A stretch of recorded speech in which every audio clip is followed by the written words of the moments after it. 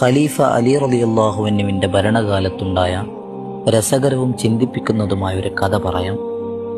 ഒരിക്കലൊരു കാട്ടറബി മദീന പള്ളിയിൽ നിസ്കാരത്തിനെത്തി. നിസ്കാരത്തെക്കുറിച്ച് കൂടുതൽ അറിവും മര്യാദകളൊന്നും അദ്ദേഹത്തിന് വശമില്ലായിരുന്നു.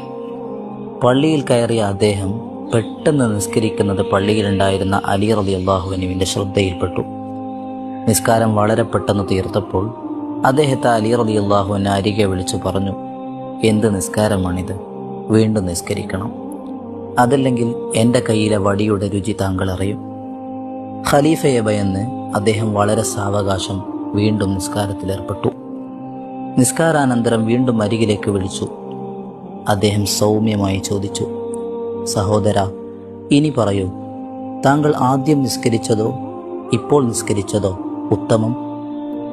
കാട്ടറബി പറഞ്ഞു, സംശയമെന്താ, എൻ്റെ ആദ്യ നിസ്കാരം തന്നെയാണ് ഏറ്റവും ഉത്തമം. കാരണം ഞാൻ ആദ്യം നിസ്കരിച്ചതും പള്ളിയിൽ വന്നതും അള്ളാഹുവിൻ്റെ നരകമുണ്ടെന്ന് ഭയന്നതിനു വേണ്ടിയാണല്ലോ. എന്നാൽ രണ്ടാമത് നിസ്കരിച്ചത് താങ്കളുടെ വടിയെ ഭയന്നു.